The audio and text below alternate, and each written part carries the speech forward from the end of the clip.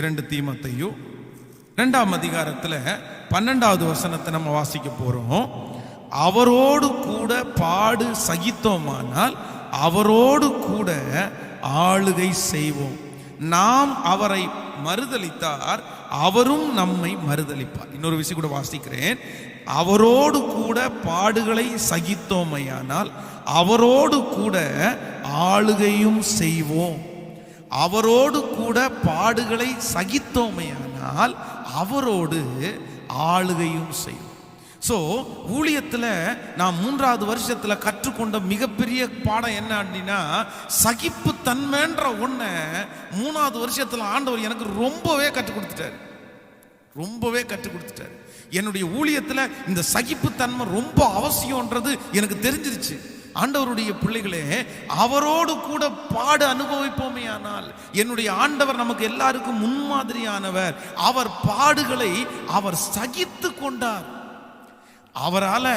அவரால் தனக்கு விரோதமாய் தன்னை கஷ்டப்படுத்துறவர்களை அழிக்க முடியும். ஆனா அவருடைய திறமை அந்த இடத்துல ஆண்டவர் காமிக்கல, அவருடைய பவர் அந்த இடத்துல காமிக்கல. ஆண்டவர் அந்த இடத்துல சகித்து கொண்டார். இந்த சத்தத்தை கேட்கிற உங்களுக்கு சொல்றேன், சில இடத்துல உங்களுக்கு நன்றாய் கவனிங்கள், உங்களுடைய அதிகாரத்தை காமிக்க முடியும், உங்களுடைய பவரை காமிக்க முடியும். ஆனா உங்க பவரை காமிக்க கூடாது, உங்க அதிகாரத்தை காமிக்க கூடாது. அந்த இடத்துல உங்களுடைய சகித்து தன்மையை நீங்க காமிச்சிட்டீங்க அப்படின்னா அதுதாங்க உங்களுடைய மிகப்பெரிய வெற்றி. அதைத்தான் ஆண்டவர் எதிர்பார்க்கிறார். இன்னைக்கு யாரோட ஆண்டவர் பேசிட்டே இருக்கலாம், நீங்க உங்க அதிகாரத்தை காண்பிக்கிறதுக்காக முயற்சி எடுக்கிறீங்க, உங்க வாயின் வார்த்தையை காமிக்கிறதுக்காக நீங்க பிரயாசம் எடுக்கலாம். நீங்க உங்களுக்குள்ள இருக்கிற அந்த உண்மையை, உங்களுக்குள்ள இருக்கிற நீதியை சொல்றதுக்காக உங்க மனசு துடிச்சிட்டே இருக்கலாம். சொல்லி ஆகணும், நான்லாம் சகிக்க முடியாது, நான் சகிக்கிறதுக்கு என்ன நான் ஒன்றும் இல்லையா, என்னென்னமோ தோணலாம். இல்லை இல்லை இல்லை இல்லை, ஆண்டவர் சொல்றாரு, நீங்கள் உயர வேண்டுமையானால், ஆண்டவர் உங்களை பயன்படுத்தணும்னு நீங்க நினைச்சீங்கன்னா, உங்களுக்கு எவ்வளவு பவர் உங்களுக்குள்ள இருந்தாலும், அதிகாரம் உங்களுக்குள்ள இருந்தாலும், அதை நிரூபிக்கக்கூடிய சகல உண்மையும் உங்களுக்குள்ள இருந்தாலும், யார் சகிக்கிறாங்களோ அவங்கள தான் ஆண்டவர் பயன்படுத்துவார். சும்மா வந்து நின்னுட்டோன்னு நினைக்காதீங்க, சும்மா ஆண்டவர் ஆசீர்வச்சாருன்னு நினைக்காதீங்க, என்னமோ வந்தா ஆண்டவர் தூக்கிட்டு அப்படியெல்லாம் நினைக்காதீங்க. நம்முடைய முன்னாடி எத்தனையோ பேர் பார்ப்பாங்க, ஆனா நம்முடைய பின்னாடி எவ்வளோ இருக்குது, நிறைய சகிப்புத்தன்மை உள்ளுக்குள்ள இருக்குது. அதுல ஒரு மிக முக்கியமான விஷயம் என்ன அப்படின்னா, நான் 3ஆம் ஆண்டு படிக்கும்போது எனக்கு ஒரு வேலை கொடுத்தாங்க. எனக்கும் ஒரு 2ஆம் ஆண்டு படிக்கிற ஒரு நண்பர் 2 பேருக்குமே ஒரு வேலை கொடுத்தாங்க. என்ன அப்படின்னா, இந்த ட்ரை சைக்கிள் பாருங்களேன், இந்த ட்ரை சைக்கிளில் போயிட்டு கிட்டத்தட்ட காலேஜில் இருந்து ஒரு 2 கிலோமீட்டர் தாண்டி ஒரு இடத்துல போய் இந்த செடி தொட்டி எல்லாம் எடுத்துட்டு வர்ற மாதிரி ஒரு டியூட்டி ஒன்று கொடுத்துட்டாங்க. அப்போ நாங்கள் போய் அந்த அந்த தொட்டியெல்லாம், செடி தொட்டியெல்லாம் எடுத்து அந்த ட்ரை சைக்கிளுக்குள்ளே வச்சு, அதை வந்து இன்னொரு செகண்ட் இயர் ஸ்டூடெண்ட், அவருக்கு தான் நல்ல ட்ரை சைக்கிள் ஓட்டி பழக்கம். அதனால அவர் சொன்னார், நான் ஓட்டிக்கிறேன், நீங்கள் ஒன்று பண்ணுங்க, இங்கே எங்கேயும் உட்கார முடியாது, அதனால அந்த தொட்டிக்கு மேலேயே நீங்கள் உட்காந்துக்குங்க அப்படின்னு சொன்னார். தொட்டிக்கு மேலே அவர் உட்காந்துருக்காரு, நான் உட்காந்துருக்கிறேன், அவர் சைக்கிள் ஓட்டுறாரு. அப்போது இந்த ராமநாதபுரத்தில் அந்த சிக்னல், அந்த 4 கார்னர் ரோட்டில் ஒரு சிக்னல் போட்டிருக்காங்க. அப்போது பச்சை கலர் சிக்னல் போட்டிருக்காங்க, எல்லாருமே போயிட்டு இருக்காங்க. இவர் என்னை பார்த்து சொல்றாரு, பிரதர் கெட்டியாக பிடிச்சிக்குங்க, நான் ரொம்ப வேகமாக ஓட்டுறேன், ஏன்னா இந்த சிக்னல் முடியறதுக்குள்ள நம்ம கிராஸ் பண்ணிடுவோம் அப்படின்னு சொல்லிட்டு சும்மா அழுத்துன்னு அழுத்துறாரு, வேகமாக அழுத்துறாரு. கரெக்டா அந்த சிக்னலுக்கு ஒரு 5 அடி முன்னாடி வர்றதுக்குள்ள டக்குன்னு ரெட் சிக்னல் போட்ட அடுத்த நிமிஷத்துல அங்கிருந்து வண்டி எல்லாம் வர்றதை பார்த்த உடனே ட்ரை சைக்கிளை இவர் பிரேக்கை போட்டா பாருங்களேன், பிரேக்கை போட்ட உடனே அப்படியே ட்ரை சைக்கிள் அப்படியே இந்த மேலே மட்டும் அப்படியே தூக்கி அந்த பிரதர் ஏன் மேலே, அதுக்கு மேலே சைக்கிள் எல்லாம் உடஞ்சி நடு ரோட்டில் நிற்கிறோம். கூட்டம் ஆட்கள் எல்லாம் ஓடி வந்தாங்க. என்ன நடந்துச்சோன்னு சொல்லி ஒரு எப்படி ஒரு 100 பேர் பக்கத்தில் கூடிட்டாங்க. என் மேலே தொட்டி எல்லாம் விழுந்து, அதுக்கப்புறம் உடஞ்ச தொட்டி எல்லாம் எடுத்து அந்த ஓரத்தில் போட்டு, உடம்புல ஒரு சில இடத்துல மட்டும் சின்ன சின்ன இது இருந்துச்சு, அதை எல்லாத்தையும் கிளியர் பண்ணிட்டு அதுக்கப்புறம் சரி ஏதோ பெரிய விபத்துல இருந்து ஆண்டவர் நம்மளை காப்பாத்திட்டாருன்னு சொல்லி அப்படியே வரோம்.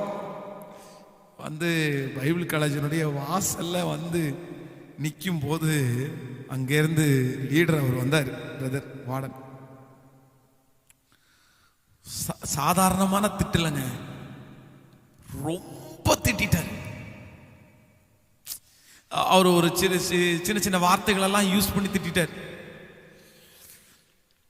எனக்கு என்ன பண்றேன்னே தெரியல.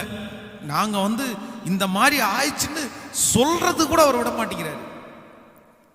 என் பக்கத்தில் இருந்த பிரதர் வந்து, பிரதர் இவரை இப்படியே விட்டா இவர் ஓவரா பேசிட்டே இருப்பாரு, நீங்க விடுங்க, நீங்க விடுங்க, நான் 2 வார்த்தை கேட்டுட்டு நான் காலேஜை விட்டு போறேன் அப்படின்னு சொல்லி பயங்கரமா எகிரிட்டார். நான் கொஞ்சம் வந்து அந்த நாட்கள் ஆண்டவர் என்னமோ நம்ம அப்படி இல்லை, ஆனா கர்த்தரே அதை செஞ்சிருக்காரு நான் நம்புறேன்.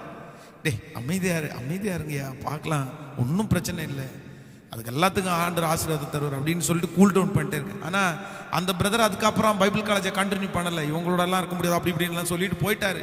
ஆனால் இன்னைக்கு வரைக்கும் அவங்க நிலைச்சிருக்காங்களா என்னன்னு எனக்கு தெரில. ஆனால் அந்த நேரத்தில் அவர் கொடுத்த அத்தனை திட்டையும் நான் வாங்கிட்டேன்.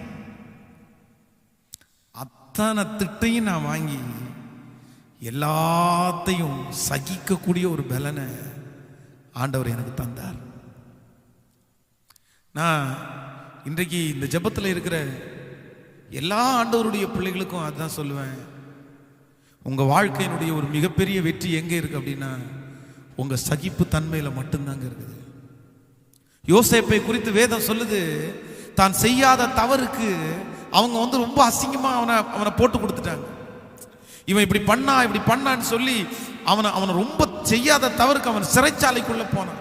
அந்த நிமிஷத்துல அவனால சொல்ல முடியும், நிரூபிச்சு காமிங்க, என்னென்னமோ சொல்ல முடியும். அப்படியா, பார்க்கலாமா, இன்னைக்கு இருக்கிற காலங்கள் மாதிரி இருந்தா சிசிடிவி கேமரா வேணா போட்டு பாருங்க அப்படின்னு கூட சொல்லியிருப்போம்.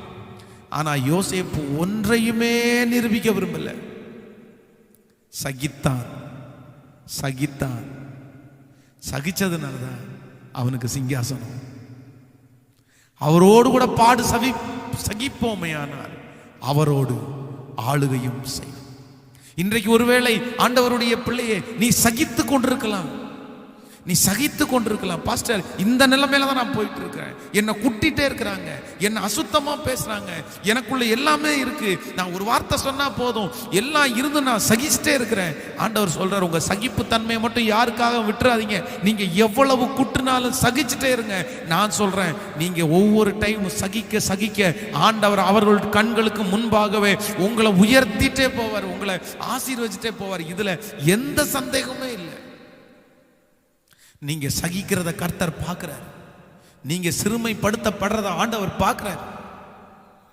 அவங்க வேணா நினைக்கலாம் இவனை எப்படி வேணாலும் ஆட்டி படைக்கலாம், இவனுக்கு என்ன வேணாலும் செய்யலாம் அவங்க நினைக்கலாம், நீங்க கோலைன்னு நினைக்கலாம். இல்ல இல்ல இல்ல இல்ல இல்ல ஆண்டவர் உங்க கூட இருக்கிறார். ஸோ இந்த அனுபவம் என் வாழ்க்கையில் ஒரு மிகப்பெரிய வெற்றியை கொடுத்ததை நான் வந்து உண்மையிலே நான் மறக்கவே முடியாது.